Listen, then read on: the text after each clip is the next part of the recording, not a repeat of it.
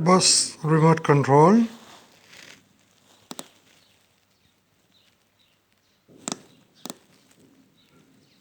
Reset. Pressing both A and B in the same time. And now, in the same time, you will press A and the remote control. You can hear the door of the garage is closing, but the remote control cannot clone.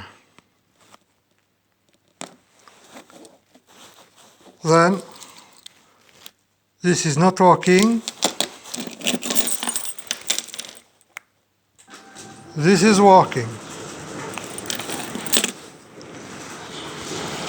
I checked for the frequency. The frequency is 43392. It's correct, and I don't understand why it's not working.